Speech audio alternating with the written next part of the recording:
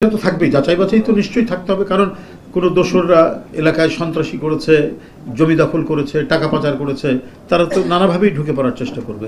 সেটাকে যাতে খুব শক্তভাবে তাদেরকে এড়িয়ে যেয়ে একবার ফ্রেশ মানুষ, সমাজের যাদের সুনাম আছে, এলাকার মধ্যে সবাই যাদেরকে ভদ্রলোক বলে জানে, এরা যাতে আমাদের সদস্য হতে যাতে কোনো ধরনের বাধা না পায়, আমরা সেটাই টার্গেট করব।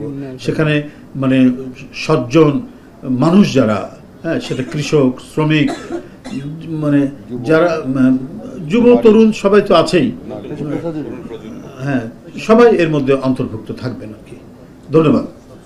সেটা হলো যে ধরুন কেউ দীর্ঘদিন রাজনীতি করেননি, অথবা আওয়ামী লীগের আমলেও যারা হয়তো একসময় আওয়ামী লীগ করতেন, কিন্তু আওয়ামী লীগের এই দুঃশাসন, আওয়ামী লীগের বর্বরচিত কর্মকাণ্ড, লুটপাট, টাকা পাচার, এটাকে পছন্দ করেনি,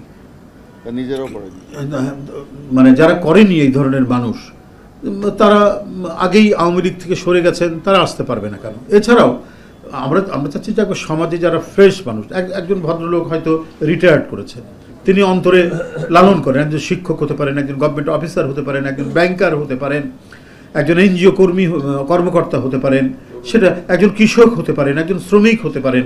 এরা এখানে এই ক্ষেত্রে কোনো ক্রাইটেরিয়া নাই, তিনি আমাদের যে আদর্শ সেটা বিশ্বাস করেন কিনা।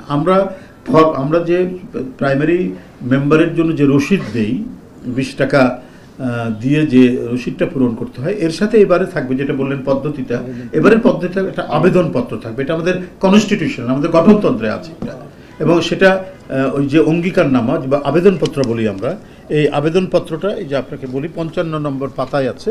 আমরা এবারে যারা প্রাইমারি মেম্বার হবেন, প্রাথমিক সদস্য যারা হবেন, তাদেরকে এই ফর্মটা পূরণ করতে হবে। এই ফর্মটা পূরণ করে তারা রসিদ নিয়ে তারা যাবেন আর কি। তারপর সেরকম হলে আমরা যাচাই বাছাই করবো। এটা আরও উদ্ধত নেতৃত্ব, আমাদের দলের সম্মানিত ভারপ্রাপ্ত চেয়ারম্যান, পার্টির মহাসচিব, ওনারা এর বিষয়ে আরও পরবর্তী কোনো নির্দেশ যোগ করতে হলে তারা দেবেন, সেটাকেও আমরা এর মধ্যে নিব। কোনো পরামর্শ থাকলে সেটাকে আমরা নিয়ে আমরা করব। তো এক্ষেত্রে আমাদের কেন্দ্রীয় টিম তো সার্বক্ষণিক মনিটর করবে। আমাদের যে বিভাগীয় সাংগঠনিক সম্পাদকদের যে টিম আছে, অর্থাৎ সাংগঠনিক সম্পাদক, সহ সাংগঠনিক সম্পাদক বৃন্দ, তারা এই কর্মসূচিটা সার্বক্ষণিক তত্ত্বাবধান করার জন্য, পর্যবেক্ষণ করার জন্য তারা প্রতিনিয়ত সেখানে কাজ করে যাবে। এই ক্ষেত্রে সমাজের সর্বক্ষেত্রের মানুষ যারা বিএনপিকে পছন্দ করে, যারা বিএনপি মনা, যারা জাতীয়তাবাদী চিন্তা চেতনা লালন করে, তারা আগ্রহী হয়ে এই দলের সদস্য হবেন, এটা আমরা প্রত্যেকেই প্রত্যাশা করি। কারণ এখন শেখ হাসিনার সেই ভয়ঙ্কর দুঃশাসনের ছোবল নেই, সেক্ষেত্রে অনেকেই এগিয়ে আসবেন। এই এগিয়ে আসার বিষয়টা আমরা অনেকেই মনে করে এই কর্মসূচিটি আমরা জোরে সোরে আবারও শুরু করতে যাচ্ছি।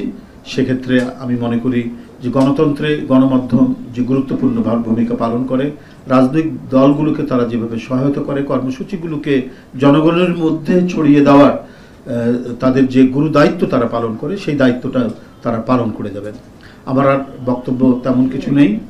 আমি আপনাদের সকলকে ধন্যবাদ জানিয়ে বক্তব্য শেষ করব। আমাদের দলের এই মুহূর্তে কত লোক আগ্রহী বিএনপি করার জন্য, সেটাও আমরা এই নতুন সদস্য সংগ্রহ যে অভিযান চলবে, সেই অভিযানের মধ্যে আমরা সেটি জানতে পারব। আপনারা জানেন যে জাতীয়তাবাদী শক্তির প্রতি মানুষের যে আশা আকাঙ্ক্ষা অত্যন্ত বেশি। তারা জাতীয়তাবাদের পতাকা তলে নিজের একটা ছায়া খুঁজে। স্বৈরাচারী আমলে অনেকেই দলের মেম্বার হওয়ার চেষ্টা করেও ভয় পেত যে আমি মেম্বার হওয়ার পর আমার বাসায় পুলিশ হানা দেয় কিনা, রাত্রে তার বাড়ি রেড করে কিনা, গ্রেপ্তার করে নিয়ে যায় কিনা, এরকম অনেকেই হয়েছে। আপনার কর্মকর্তা ছিলেন সরকারের, অথবা গুরুত্বপূর্ণ কোনো চাকুরিতে তিনি ছিলেন, এই সমস্ত ব্যক্তিরা, বা কোনো গভর্নমেন্ট কলেজের প্রিন্সিপাল, তিনি এই দলীয় কার্যালয়ে এসছেন মেম্বার হওয়ার জন্য, তা আমি বলেছি তার পরের দিন আসুন, কিন্তু ভয় আর তা আসতে পারেনি। তারপরের দিন হয়তো রাস্তার মধ্যেই গোয়েন্দা সংস্থার তো আপনার গলিতে গলিতে মাইক্রোবাস নিয়ে অপেক্ষা করত। ফলো করতে, কারা ঢুকছে কারা বেরোচ্ছে। এমনকি আমাদের এই কার্যালয়ের সামনে সব সার্বক্ষণিক সিসি ক্যামেরা দিয়ে দেখছে কে আসতো বেরোতো। তো এইভাবে রাস্তার মধ্যে হুমকি দিত কোন বরেণ্য ব্যক্তি, সমাজের মধ্যে, সমাজে যাদের অত্যন্ত সুনাম আছে এই ধরনের ব্যক্তিরাও আমাদের মেম্বার হওয়ার জন্য আসতো। মানে এত প্রতিকূলতার মধ্যেও তারা আসতো। এসে অনেকে মেম্বার হয়েছে, অনেকে ভয় পেয়ে আসতেন না। তো এখন মনে হয় সেই পরিস্থিতিটা নেই। আমরা আশা করি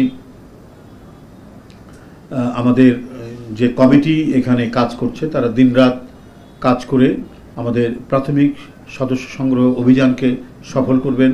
নবায়নের এই যে কাজ সেটাকেও তারা সফল করতে পারবেন। সেই উদ্দেশ্যে আমরা মনে করছি যে বিভিন্ন বিভাগীয় যে শহর সেখানে আমরা খুব বড় করে জাঁকজমক করে না হলেও আমরা একটা উদ্বোধনী অনুষ্ঠান করার চেষ্টা করব এবং উদ্বোধনী অনুষ্ঠানের মধ্যে দিয়ে সেখানে কাজ শুরু হবে।